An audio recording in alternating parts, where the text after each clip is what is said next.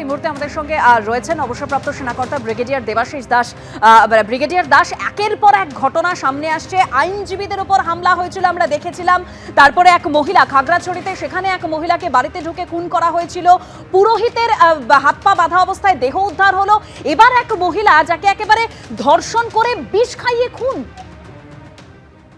হ্যাঁ, দেখুন, এইটা তো নতুন কিছু হচ্ছে না। এইটা মৌলবাদী, উগ্র মৌলবাদী, চরমপন্থী ইসলামিক দল, এগুলো এরা নিজেদের মতো করে কোনো মানুষের মানবাধিকার বলতে কিছু এখন আর নেই বাংলাদেশে। বাংলাদেশের মানবাধিকারের সবার মৃত্যু হয়ে গেছে। মানুষ, যারা ভালো মানুষ তারা চুপ করে আছে, এবং এখন জামাত এবং জামাতের সাথে এডিপি এবং হিজবুত তাহরীর এরাই চালাচ্ছে বাংলাদেশটাকে, এবং ওপরে বসে আছে একজন ক্ষমতা পিপাসী মানুষ, তিনি দেখেও কিছু দেখছেন না। এবং নারীদের তো এরা বাজারে যাওয়া বন্ধ করছিল, এখন এই সমস্ত শুনছি, আগেও আপনাদের চ্যানেলে দেখছি, এবং নানান রকম ভাবে যতভাবে পারে মানুষের মুখ বন্ধ করে দিচ্ছে, এবং বাংলাদেশ আস্তে আস্তে অন্ধকার দিকে তলিয়ে যাচ্ছে আর কি। বাংলাদেশ আর কতদিন পরে দেখবেন যে বাংলাদেশ দেশটাই নেই, যেমন আফগানিস্তান, সিরিয়া, সেরকম বাংলাদেশ একটা দেশ হিসেবে জানা যাবে। ধন্যবাদ ব্রিগেডিয়ার দাস। বাংলাদেশে নৈরাজ্য অব্যাহত। একের পর এক সংখ্যালঘু হিন্দুদের উপর আক্রমণ চালিয়ে যাচ্ছেন কট্টরপন্থী মৌলবাদীরা। আর এবার যে ঘটনা ঘটেছে, যে নির্যাতিতার মুখ বন্ধ করতে তাকে বিষ খাইয়ে দেওয়া হয়, অর্থাৎ যে প্রতিবেদন ইতিমধ্যে উল্লেখ করা হয়েছে যে নড়াইলে ইউনিয়ন পরিষদের ওই সদস্যকে ডেকে পাঠিয়ে গণধর্ষণ করা হয় বলে অভিযোগ, আর নির্যাতিতার মুখ বন্ধ করতে তাকে বিষ খাইয়ে দেওয়া হয় বলে অভিযোগ। গত বৃহস্পতিবার যশোর জেনারেল হাসপাতালে মৃত্যু হয় 52 বছরের ওই মহিলা। এই মুহূর্তে যে খবর এসে পৌঁছচ্ছে, বাংলাদেশের নড়াইলে হিন্দু মহিলাকে গণধর্ষণের পর বিষ খাইয়ে খুনের অভিযোগ। সংবাদপত্র বাংলাদেশ প্রতিদিন সূত্রে খবর।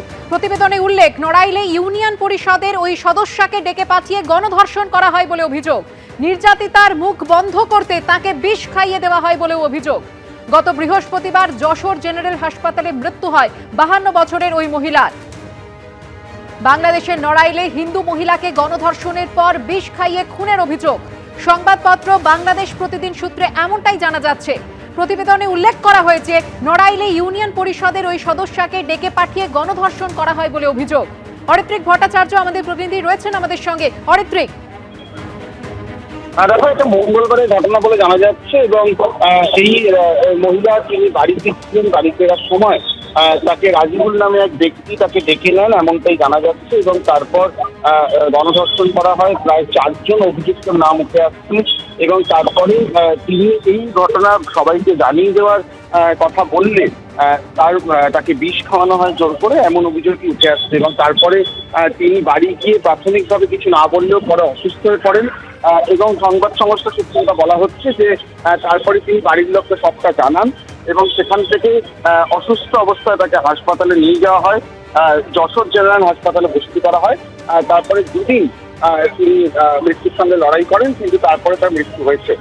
ইতিমধ্যে এই ঘটনার তদন্ত শুরু হয়েছে বলে জানা যাচ্ছে, কিন্তু যাদের নামে অভিযোগ, সেই অভিযুক্তরা পলাতক, এমনটাই কিন্তু পুলিশ সূত্রে বলা হচ্ছে। খুব স্বাভাবিকভাবেই আমরা যে ঘটনার পরম্পরা গত কয়েক মাস ধরে বাংলাদেশে দেখে আসছি, এই ঘটনার পরম্পরাতে এটি আরও একটি সংযোজন বলাই চলে। এবং এক্ষেত্রেও কিন্তু বাংলাদেশের সংখ্যালঘু মহিলাকে গণধর্ষণ করে খুন করার অভিযোগ উঠল। পুলিশ তদন্ত শুরু করেছে বটে, কিন্তু এখনো পর্যন্ত অভিযুক্ত কাউকেই ধরা যায়নি, এমনটাও কিন্তু পুলিশ সূত্রে বলা হচ্ছে। ধন্যবাদ অরিত্রিক।